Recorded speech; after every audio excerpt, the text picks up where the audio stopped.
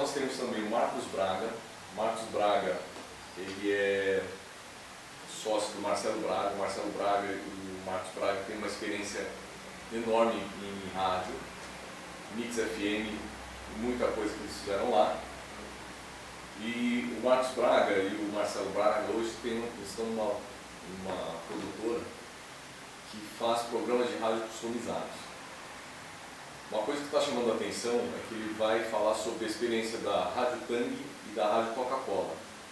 Para vocês terem uma ideia, a Rádio Coca-Cola FM, ela tem mais audiência hoje, mais números de ouvintes hoje, do que algumas grandes rádios FM de São Paulo. É uma coisa muito maluca, imaginar que uma rádio web tem mais audiência que uma grande rádio na cidade de São Paulo.